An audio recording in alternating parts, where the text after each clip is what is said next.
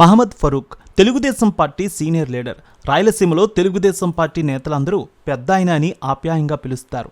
NTR party స్థాపించిన సమయం నుంచి ఆ పార్టీలోనే కొనసాగుతున్నారు.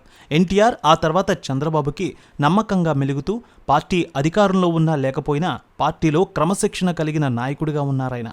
తెలుగుదేశం పార్టీలో క్రమశిక్షణ గురించి చెప్తే ఖచ్చితంగా ఫరూక్ పేరే చెప్పాలి. అంత గొప్ప నాయకుడు.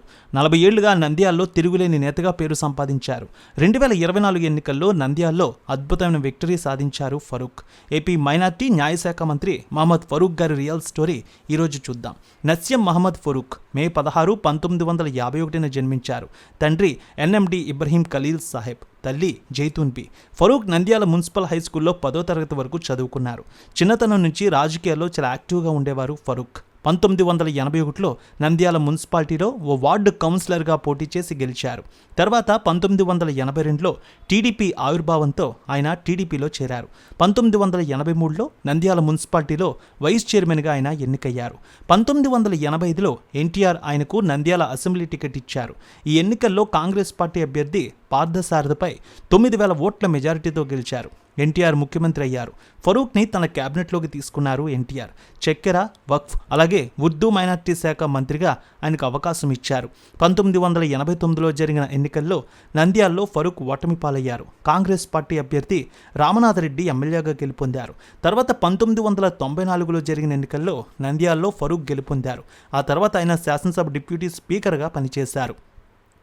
1999 ఎన్నికల్లో కూడా ఆయన నంద్యాల నుంచి గెలుపొందారు. ఈ ఎన్నికల్లో స్వతంత్ర అభ్యర్థి ఎస్పీవై రెడ్డిపై ఆయన గెలిచారు. చంద్రబాబు క్యాబినెట్లో ఉన్నత విద్య, పురపాలక శాఖ మంత్రిగా పనిచేశారు.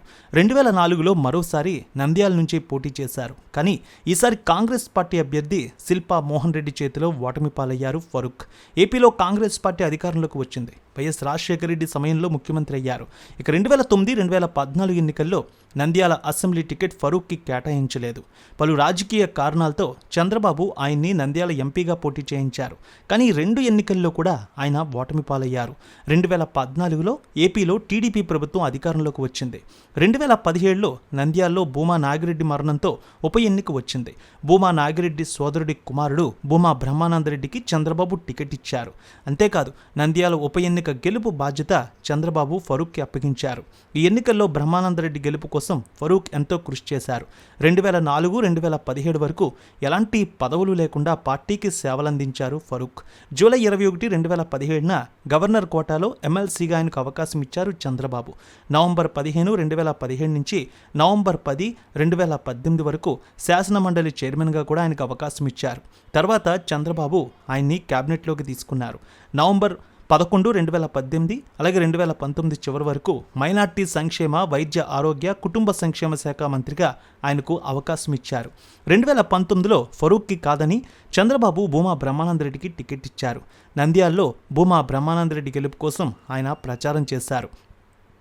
2019 ఎన్నికల్లో వైసీపీ గెలిచింది. ఏపీలో జగన్ అధికారంలోకి వచ్చారు. 2024లో నంద్యాల టికెట్ చంద్రబాబు ఫరూక్కే మరోసారి ఇచ్చారు. వైసీపీ తరపున సిట్టింగ్ ఎమ్మెల్యే శిల్పా రవిచంద్ర కిషోర్ రెడ్డి నిలిచారు. ఈ ఎన్నికల్లో టీడీపీ అభ్యర్థి ఫరూక్ 12,333 ఓట్ల తేడాతో గెలిచారు. ఏపీలో కూటమి ప్రభుత్వం అధికారంలోకి వచ్చింది. 164 సీట్లు కూటమి గెలుచుకుంది. వైసీపీ 11 సీట్లు గెలుచుకుంది. ప్రతిపక్ష హోదాకి దూరమైంది. చంద్రబాబు ముఖ్యమంత్రి అయ్యారు. పవన్ కళ్యాణ్ డిప్యూటీ సీఎం అయ్యారు. ఇక చంద్రబాబు క్యాబినెట్లోకి మైనార్టీ వర్గం నుంచి ఫరూక్కి అవకాశం ఇచ్చారు. మైనార్టీ న్యాయశాఖ మంత్రిగా ఆయన బాధ్యతలు తీసుకున్నారు. ఇక ఆయన ఆస్తులు సుమారు 12 కోట్ల రూపాయల వరకు ఉంటాయంటారు. తెలుగుదేశం పార్టీ స్థాపించిన సమయం నుంచి ఆ పార్టీలోనే ఉన్నారు ఫరూక్. ఎలాంటి రాజకీయ ప్రలోభాలు వచ్చినా పదవులు ఇస్తామని ఆశ చూపినా ఆయన టీడీపీని విడిచి వెళ్ళలేదు. అంతేకాదు ఆయన పార్టీలో అంచెలంచెలుగా ఎదిగారు. నేడు రాజకీయాల్లోకి వచ్చేవారికి ఆయన రాజకీయ జీవితం ఒక గొప్ప లెసన్ అనే చెప్పాలి.